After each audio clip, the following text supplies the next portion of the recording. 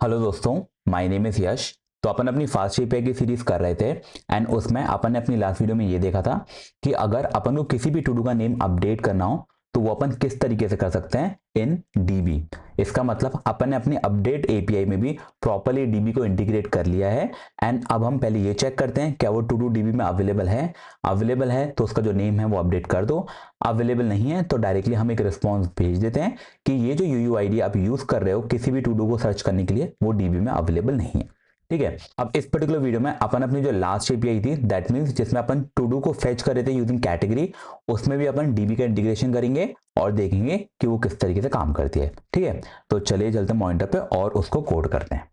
तो ये थी अपनी एपीआई जिसमें हम क्या कर रहे हैं कि हम जो कैटेगरी अपनी एपीआई का राउट हो गया और यहां पर हम क्या ले रहे हैं, हम एक क्वेरी पैरामीटर ले रहे हैं एंड वो जो क्वेरी पैरामीटर है उसका नेम क्या है, उसका नेम है कैटेगरी।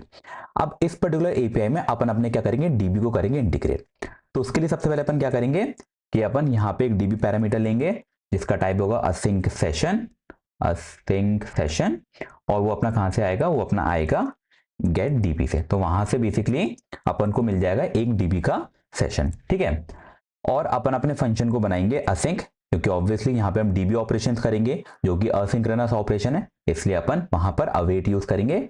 उसके लिए अपन ने यहाँ पे लगा दिया असिंक। अब मैं क्या करूंगा, मैं इस पूरे के पूरे कोड को कमेंट आउट कर दूंगा और अपना डीबी का कोड यहाँ पे लिख के आऊंगा।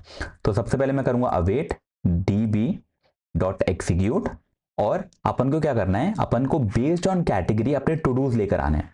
तो मैं उसके लिए क्या करूंगा, उसके लिए लिखूंगा सिलेक्ट क्वेरी और सिलेक्ट क्वेरी में लगाऊंगा अपने टू डू मॉडल्स के ऊपर। यहां पर मेरी एक वेयर कंडीशन होगी और वो वेयर कंडीशन मेरी अप्लाई होगी to do model dot category पे कि आपको चेक करना है क्या ये कैटेगरी अवेलेबल है तो उसके सारे टू डूज मेरे पास लेके आ जाओ। ठीक है, मैं क्या करूंगा कि मैं एक वेरिएबल में इस चीज को स्टोर कर लूंगा, तो मैं बोलूंगा टू डू मॉडल रिजल्ट। ठीक है, अब नेक्स्ट अपन क्या करेंगे कि अपन अपने टू डूज को फेच करेंगे। ठीक है, तो मैंने लिखा to do models is equals to do model result dot scalars dot all. That means जितने भी आपको इस पर्टिकुलर कैटेगरी के टू डूज मिले हैं वो सारे के सारे आप टू डू मॉडल्स में ले आओ। और जब हम स्केलर्स डॉट ऑल करते हैं दैट मीन्स वो जो डीबी का ओआरएम इंस्टेंस है वो उसको कन्वर्ट कर देगा हमारे टू डू मॉडल में, जो कि हमारा एक सीक्वल एल्केमी का मॉडल है। ठीक है, इसके बाद अपन क्या करेंगे, इसके बाद अपन करेंगे टू डूज और अपने सारे के सारे जो टू डूज हैं उनको कन्वर्ट कर देंगे अपने पाइडेंटिक में। दैट मीन्स मैंने बोला कि जो टू डू मॉडल्स हैं आप उसमें से हर टू डू मॉडल को लेकर आओ एंड उसको एक पाइडेंटिक टू डू में कन्वर्ट कर दो। तो मैंने उसके लिए लिखा to do dot model validate और उसके अंदर मैंने पास कर दिया मेरा टू डू मॉडल।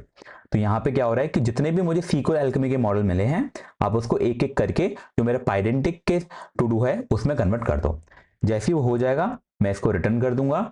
मैं क्या रिटर्न करूंगा, रिटर्न कर दूंगा टू डू गेट आउट और वहां पे मैं शेयर कर दूंगा अपने सारे के सारे टू डूज। ठीक है, और मैंने बोल दिया टू डूज फाउंड सक्सेसफुली।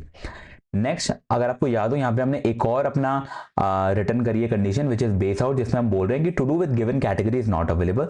तो अपन उसको भी यहाँ पर बना देते हैं। तो मैंने बोला if not to do models, इसका मतलब जो टू डू मॉडल्स करके मेरे पास एरे है या फिर लिस्ट है अगर वो एम्प्टी है तो उस केस में आप रिटर्न कर दो मुझे बेस आउट, जिसमें आप बोल देना कि to do with given category is not available.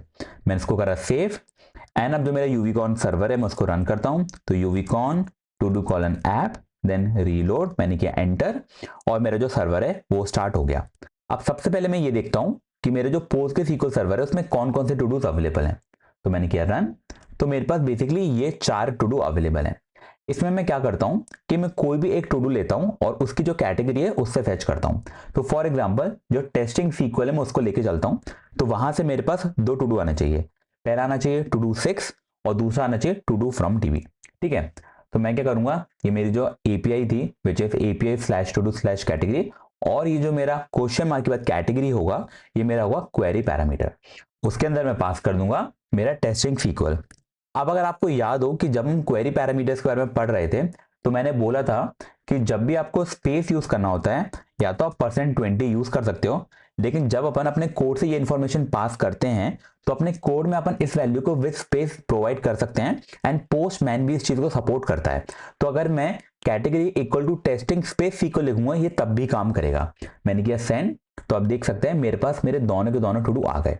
अगर मैं यहाँ पर %20 लगा के ट्राई करूंगा तो भी ये प्रॉपरली काम करेगा। तो आप चाहे %20 लगाओ या ना लगाओ, ये स्पेस को कंसिडर करेगा।